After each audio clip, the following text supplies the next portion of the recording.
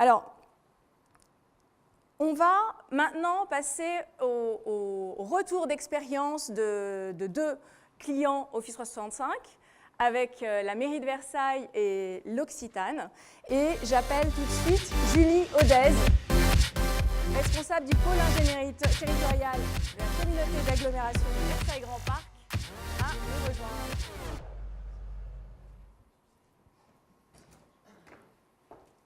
Merci Julie. Bonjour. Merci. On va s'asseoir, je propose. Alors, merci beaucoup d'être avec nous aujourd'hui. Et est-ce que tu peux, s'il te plaît, nous expliquer un petit peu finalement quel est le sujet aujourd'hui pour la mairie de Versailles ou pour l'agglomération de la communauté de Versailles Grand Parc? Alors, la mairie de Versailles, en général, quand on parle de Versailles, c'est connu dans le monde entier, mais ce qu'on voit généralement en fait de Versailles, c'est ça. En réalité, Versailles, c'est un petit peu d'autres choses aussi. Je vais prendre la manette. Versailles, en réalité, c'est un petit peu plus que ça. C'est d'abord une ville de 85 000 habitants. Et c'est surtout, en fait, la commune centre d'une agglomération qui contient 19 communes. Et c'est, comme vous pouvez le voir à l'écran, la plus grosse commune en termes de superficie, mais aussi en termes de population. Donc, elle joue un rôle clé, en fait, dans l'agglomération. Et en plus, elle a une image aussi à garder. Alors, il est clair que jusqu'à maintenant, la mairie de Versailles, c'était plutôt une organisation qui était une organisation comme on en trouve souvent, une organisation en silo, qui est très hiérarchique, où chaque direction a globalement son attribution, et on ne parlait pas beaucoup aux autres. Ça pose un problème, on arrive à peu près à cette image-là, en gros, c'est l'image qu'on en avait en tout cas, c'est un petit peu la poussière, c'est des choses... Voilà, qui parlent, qui sont historiques et qui correspondent avec l'image. Et c'était un petit peu ça, et ça nous posait, nous, particulièrement un problème à la communauté d'agglomération, où nous, on est censé travailler avec 19 communes. On avait une commune centrale, effectivement, où c'était un petit peu parfois compliqué d'obtenir ces informations. Et puis la mairie de Versailles, en fait, a entamé une révolution, ce qui à Versailles, très honnêtement, est un mot qui pèse, on va être clair. En 2014, en fait, la mairie a décidé en fait, de se lancer dans une démarche de modernisation en fait, de ses services. Et l'objectif clair, net et précis, c'était en fait d'apporter plus de services aux habitants et d'être beaucoup plus à leur équipe, et ce qui impose en fait un certain nombre de transformations en interne. Alors ces transformations, elles ont commencé par d'abord des services qui commencent à se déployer un petit peu partout, c'est-à-dire le portail citoyen. Quand j'arrive dans ma commune, j'ai envie simplement de me connecter sur Internet et non pas d'aller aux horaires d'accueil, aller chercher des informations, puis tout avoir en ligne. Donc ça a l'air de rien, mettre en place un portail en fait, où les habitants vont simplement saisir leur nom, leur mot de passe, et puis accéder à toutes les informations qui les concernent, pouvoir inscrire son enfant en crèche, à l'école, etc. Sauf qu'en réalité, dans une organisation en silo, c'est forcément en fait, des directions différentes qui ne se parlaient pas complètement. Donc il était quand même nécessaire en fait, de changer un petit peu les usages et d'aller plus loin. Et puis c'est pareil, on est aussi obligé de revoir l'accueil. Il n'est pas normal d'envoyer des personnes pour une ville de 85 000 habitants à un lieu pour obtenir des informations sur un passeport et puis d'aller dans un autre lieu pour une inscription à l'école ou une inscription en crèche.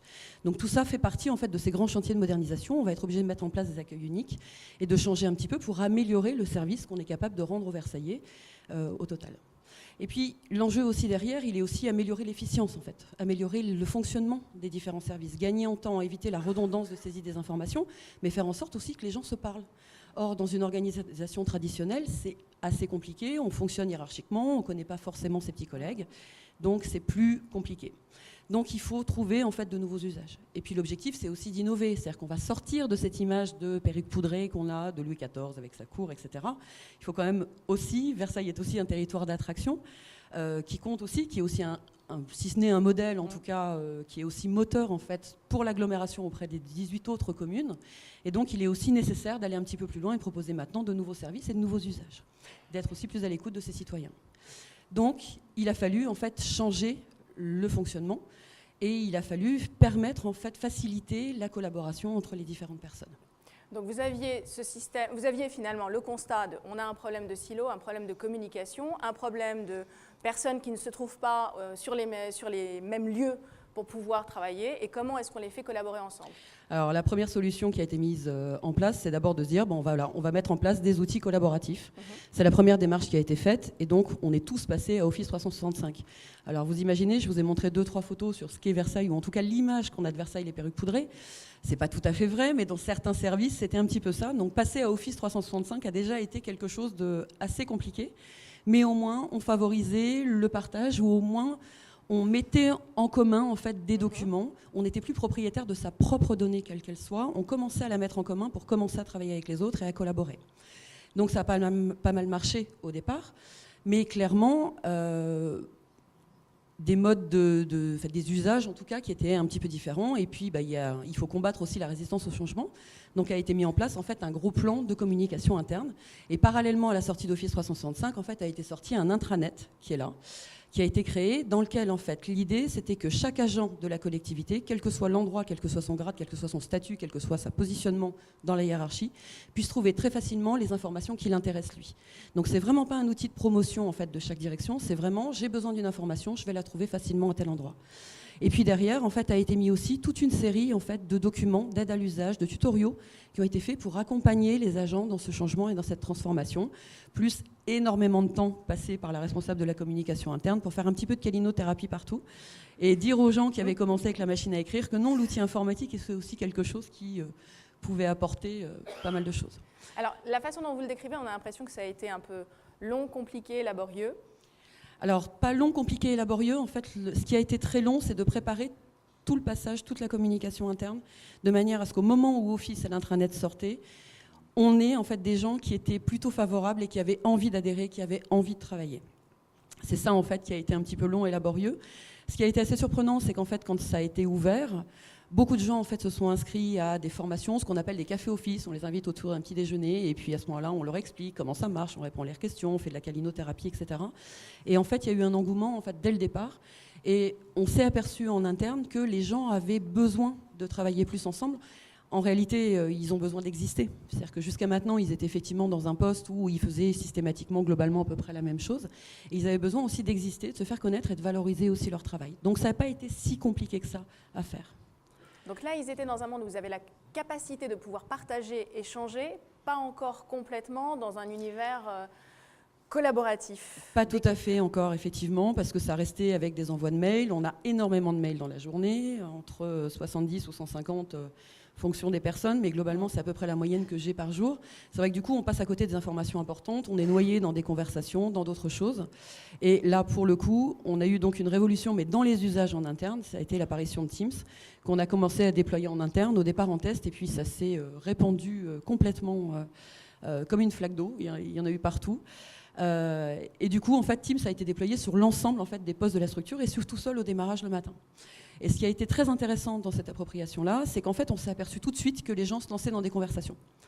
Et la fonction conversation, en fait, fait qu'on discute à 2, à 3, etc. Alors, on discute de manière complètement professionnelle, on échange des documents, mais on échange aussi de manière personnelle. Et en fait, c'est comme ça qu'on s'est approprié l'outil.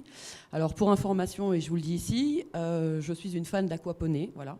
Donc, vous avez un exemple ici de conversation que j'ai, où j'expliquais à mes copines ce que c'était que l'aquaponie et pour quelles raisons, effectivement, quand il y avait des réunions qui m'enquiquinaient un peu, j'avais toujours la tentation de dire que j'avais mon cours d'aquaponie ici. Voilà. Mais en fait, ça a fait que, globalement, tous les gens, quel que soit le niveau hiérarchique, quel que soit leur travail, en fait, se sont mis à Teams, ne serait-ce que pour savoir si on prenait une pause café, savoir si on pouvait se retrouver, est-ce qu'on va manger ensemble, à quelle heure on part à la cantine, est-ce que je peux prendre ta place, enfin, voilà, des choses comme ça, une appropriation. Et alors, le fait qu'en plus, on ait des émo-icônes, on ait la possibilité d'envoyer des petits films, des Gimpy, etc., fait qu'en fait, les gens le prennent en main très, très vite. Et ça a été une étape qui a été absolument essentielle, puisque ça nous a permis, après, de passer réellement à du travail collaboratif par équipe. Et donc, il y a un certain nombre d'équipes en fait, qui ont été créées. Alors, il y a deux types d'équipes en fait, qui sont créées. Ça, je vous présente une équipe en fait, qui concerne simplement ma direction. Alors, effectivement, j'ai un fonctionnement qui est un petit peu particulier à l'agglomération. Je travaille en fait, pour toutes les communes, pour tous les agents, que ce soit des élus, des agents, etc. Mais néanmoins, on a un fonctionnement qui est un fonctionnement, c'est une bande de copains. Un petit peu ce que disait Bruce Toussaint tout à l'heure. Alors, je reste le chef, c'est moi qui prends les responsabilités, qui redistribue les claques, mais ils ont aussi le droit de me donner des claques et on rigole beaucoup. Et c'est ce qui fait qu'en fait, on est efficace. Donc ces équipes, en fait, souvent, elles ont été constituées par direction, dont la mienne. On a défini, donc, alors ça a été un changement complet dans l'organisation, c'est-à-dire qu'en fait, on travaille par projet maintenant, et on ne travaille plus uniquement avec une arborescence qui est plutôt une arborescence bureautique. Et pour chacun des projets, donc on a toute une série de discussions, alors qui sont sérieuses, puis de temps en temps, ça part un petit peu à droite, à gauche, où ça rigole beaucoup. Mais ce qui nous permet en fait de partager un certain nombre de documents, de travailler tous ensemble et de réaliser des choses qui sont intéressantes, de suivre aussi ce que font les autres, de manière à ce qu'on soit systématiquement capable de récupérer les informations des uns et des autres, ou le travail des uns et des autres. Et ce qui nous a amené, alors là c'est un exemple de maquette qu'on fait parce que je suis spécialisée dans la cartographie, voilà, à dessiner par exemple un certain nombre de points. Je vous ai pas mis la capture d'écran où il y a ma tête effectivement sur un des personnages, mais on l'a eu aussi. Ça, c'est la première chose. Donc, chaque équipe, en fait, chaque direction s'est approprié l'outil. Ce qui a été très intéressant aussi, c'est que là, on s'est réellement mis à collaborer avec des personnes qui ne sont pas du tout, en fait, dans notre direction. Des gens qu'on ne connaissait pas, sur des groupes de travail, par exemple.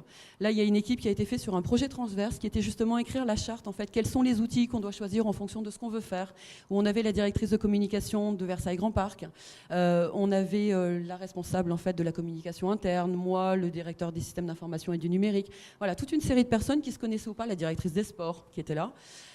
Et on s'est tous mis à collaborer en fait autour d'un document, donc 2 documents en réalité. Un premier qui explique très vite à quoi servent ces outils et ce qu'il faut faire et ne pas faire dans ces outils-là, c'est quand même nécessaire. Et puis un outil, donc un poster simplement, qui permet de dire voilà, pour tel outil, quand vous avez tel besoin, prenez plutôt tel outil ou tel autre. Et c'est très intéressant parce qu'en fait on a renforcé l'équipe, on a vraiment tous travaillé ensemble et on a appris à se connaître, on est tous devenus des copains en réalité. Et maintenant en fait on échange très facilement quel qu'en soit le sujet. Donc c'était vraiment une expérience qui était intéressante, elle va se poursuivre, clairement. Maintenant, tout le monde a adhéré. Combien d'utilisateurs aujourd'hui ? Alors, actuellement, il y a Teams est déployé donc, sur la totalité des postes de la ville, donc entre 2700 postes à peu près, on va dire, pour être gentil, mais Laurent Glos vous en dira un peu plus. Ce qui est intéressant, c'est qu'au départ, tout le monde s'est lancé dans des groupes. Donc il y a eu énormément de groupes Office en fait, qui ont été créés. Et l'usage de Teams en fait, a réduit les groupes, c'est-à-dire qu'en fait, les groupes sont plus efficaces. Ils sont regroupés, on maîtrise mieux l'outil, on avance mieux. Et du coup, on n'a plus besoin de faire autant de groupes qu'on en avait. On a regroupé des groupes ensemble pour travailler tous. Et Teams, en fait, est vraiment devenu l'outil principal. Actuellement, moi, j'ai plus que 2 outils ouverts sur mon poste. C'est Outlook et Teams pour le moment, en espérant qu'un jour, je puisse fermer Outlook. Mais ça restera encore un peu nécessaire. Voilà, mais c'est vraiment l'outil quotidien, à un tel point qu'on est en train de développer un chatbot externe pour les habitants, mais aussi interne, qui va être à l'usage en fait des agents, donc des personnes qui travaillent en fait dans les 2 collectivités. Et ce chatbot, en fait, on va l'intégrer directement dans Teams, de manière à ce qu'on n'ait pas à changer d'outil pour poser une question. Qui est cette personne ? Qui est la directrice de ? Ou j'ai une question, combien de jours de congé me reste-t-il ? Il faut que ce chat soit capable de répondre, mais tout en gardant le lien vers l'humain, puisque finalement, c'est ce que Teams nous a tous rappelé, et ce qui fait que maintenant, on est aussi beaucoup plus efficace dans les différents projets qu'on mène. Alors merci beaucoup Julie, vous avez rappelé différentes choses. Alors c'est vrai qu'on n'a pas encore fait la démonstration de Teams, donc vous ne savez pas encore tout ce qu'il y a à l'intérieur, sauf si vous êtes allé faire un peu l'expérience vous-même. Mais donc effectivement, dans ce que vous racontez et qui recoupe avec ce que nous présentait Bruce Toussaint, on parle finalement d'adoption assez naturelle, d'abord sur un usage qui va être un peu une conversation privée. Et effectivement, dans Teams, vous allez retrouver des gifs, des émoticônes, des memes, la possibilité finalement de pouvoir interagir de façon extrêmement ludique et conviviale avec son équipe pour créer du lien et se retrouver à l'intérieur de ces équipes fonctionnelles et partager de façon efficace. Je crois que ce que Teams nous a rappelé, en fait, c'est qu'on travaille mieux quand on s'entend bien, quand on peut discuter et échanger très facilement et qu'on devient des copains, finalement, que quand on est coincé dans une organisation complètement hiérarchique. Ça nous a fait du bien.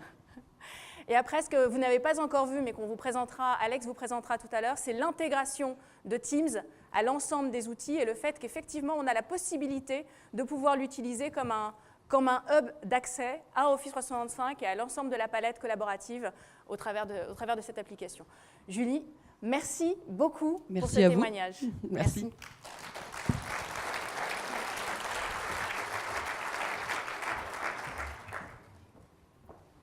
Alors j'appelle maintenant Nicolas Bureau de l'Occitane, qui est Innovation Labs Manager chez l'Occitane. Bonjour Nicolas, merci beaucoup d'être avec nous aujourd'hui. Bravo. Bonjour à tous. Alors un peu comme on l'a fait avec Julie, est-ce que vous pouvez revenir un peu sur le contexte chez l'Occitane, où en est l'organisation, quelles sont les problématiques et les enjeux que vous rencontrez aujourd'hui ? Alors, l'Occitane, déjà, juste pour rappeler un petit peu ce que c'est le groupe L'Occitane, c'est un groupe de produits de cosmétiques et de bien-être naturel qui existe depuis plus de 40 ans, présent dans plus de 18 pays et des magasins présents dans 90 pays dans le monde, avec 4 marques fortes, l'Occitane en Provence, que tout le monde connaît bien sûr, Melvita, Herborian et l'Occitane au Brésil, qui est le dérivé de la marque L'Occitane en Provence, produit au Brésil. Donc, l'Occitane... des points de vente multiples, en propre essentiellement, pour plus de la moitié des magasins dans le monde, qui réalise un chiffre d'affaires de 1,3 milliard d'euros et qui du coup se pose des questions, savoir comment digitaliser son environnement et comment avancer avec les produits qui nous sont offerts, notamment Office 365. Chez l'Occitane, depuis pas mal d'années désormais, depuis presque une quinzaine d'années à l'IT notamment, il y a une vraie révolution digitale permanente. Cette notion de révolution, on la retrouve partout. Tout à fait. Tout à fait. De Versailles à l'Occitane et chez tout le monde. Exactement. Donc, ça fait notamment maintenant 6 ans qu'on utilise Office 365. On a plus de 6000 licences. On utilise quasiment toutes les fonctionnalités. On a été aussi un des précurseurs sur la partie collaboration et communication unifiée avec notamment Communicator, Skype for Business, etc. Et on utilise aussi des plateformes digitales qui sont vraiment orientées utilisateurs. Donc, que ce soit nos plateformes web à destination de nos clients pour le Web Store, nos plateformes internes de collaboration, nos intranets du coup pour chaque pays, et nos plateformes de communication d'entreprise que l'on a basées depuis peu de temps sur Yammer. Voilà. On a toujours eu cette volonté d'aller de l'avant et d'utiliser les outils en essayant de mettre l'utilisateur en avant. C'est vraiment la principale priorité pour le groupe. Et enfin, l'autre aspect qu'on essaie de mettre en avant aussi, c'est justement de digitaliser nos boutiques pour essayer d'offrir aussi une expérience digitale à nos clients qui soit toujours la plus optimale. D'accord. Donc, si je comprends bien, on a un réseau de distribution, on a des gens qui vont être dans différents endroits, différentes locations. Comment est-ce que vous gérez justement la collaboration, les échanges d'informations en mode projet? Est-ce que vous avez des exemples à nous partager aujourd'hui? Alors, jusqu'à présent, on n'avait pas vraiment d'outils qui nous permettaient d'utiliser le travail collaboratif à 100%. On utilisait le mail, on utilisait SharePoint, on utilisait un peu Yammer, on utilisait nos serveurs de fichiers. Les utilisateurs étaient un peu perdus au final. C'est vrai qu'on a beaucoup d'outils, mais on ne sait pas vraiment comment les promouvoir et comment dire pour tel cas d'usage, vous utilisez tel outil. Depuis que l'on a Teams, c'est vrai qu'on a uniformisé un petit peu les usages et surtout on a une réponse collaborative pour énormément de cas d'usage, que ce soit pour de la gestion de projet, pour de la gestion de département, la gestion de service, pour du brainstorming, pour des choses un peu moins formelles comme des réunions d'équipe ou des réunions extra-professionnelles. Enfin, voilà. On a pu uniformiser tout ça et justement utiliser un outil unique pour répondre à ce besoin. L'autre avantage, c'est qu'il s'est parfaitement intégré dans notre existant. C'est vrai que Teams aujourd'hui est basé sur Office 365, mais on n'a pas eu besoin de réexpliquer comment utiliser OneNote, comment utiliser OneDrive, comment utiliser la partie chat qui est similaire à Lync, etc. Tout ça était déjà intégré auprès de nos utilisateurs, donc ça a facilité l'adoption de Teams. Alors juste pour clarifier, parce qu'on fera après la démonstration, mais c'est effectivement les utilisateurs étaient familiers avec les autres usages, mais c'est aussi parce que les usages de l'ensemble des applications de la suite collaborative d'Office 365 sont directement intégrés à l'intérieur de Teams et on va passer de l'un à l'autre de façon extrêmement intuitive. Voilà, par la gestion des onglets, l'interface unique, c'est vrai qu'on n'est jamais perdu. On passe très facilement de Word Online à OneNote en passant par Planner, etc. Donc l'interface en elle-même nous apporte énormément et apporte énormément à nos utilisateurs. Alors est-ce que vous avez un usage particulier que vous voulez partager avec nous? Oui, alors 2 cas d'usage. Le premier, c'est l'équipe Customer Experience, qui est l'équipe en charge de renouveler l'expérience client en magasin et d'accompagner les clients pour faciliter leur navigation dans nos magasins, le transfert d'informations, les ventes évidemment. Voilà. Donc cette équipe basée à Genève, à Paris et certaines personnes en home office avaient des problèmes pour collaborer sur les documents, pour avoir la même version, pour avoir un canal de communication unique et énormément d'échanges de mails. Depuis qu'on leur a mis Teams, sachant qu'ils s'étaient posé la question d'aller sur Slack, donc clairement c'était une de leurs volontés d'aller sur un produit collaboratif qui permette vraiment d'être plus efficace dans leur travail quotidien. C'est vrai que la première chose qui nous ont remonté, c'est qu'il y avait beaucoup moins d'emails échangés au sein de l'équipe. et que l'information était vraiment centralisée dans l'interface. Donc on n'a pas besoin de s'échanger un email, on commence un flux, une discussion, on commence un OneNote, on commence un planner et on a tout de suite l'information et on peut la retrouver facilement. Donc pas besoin d'échanger de mail. Plusieurs autres avantages, donc c'est vrai qu'on partage les informations sans contrainte, clairement à travers l'interface. On glisse un document dans une conversation, on peut rebondir dessus via un OneNote ou une conférence qu'on organise à la volée pour discuter de ces points-là. Et c'est vrai que ces aspects-là sont vraiment très plaisants pour leur travail quotidien et pour leur mission au sein du groupe L'Occitane. Plusieurs autres intérêts, l'organisation des points d'équipe pour des équipes qui sont géographiquement séparées entre Genève et Paris. Même si on avait les conférences Link, on a un petit plus avec Teams qui nous permet justement d'échanger des notes, d'avoir des informations en permanence et encore une fois de les retrouver extrêmement facilement. Et donc au final, voilà, une équipe extrêmement séduite par l'outil, qui ne demande plus du tout à aller sur Slack et qui l'a vraiment utilisé et qui l'a intégré dans ses usages quotidiens d'une manière très naturelle.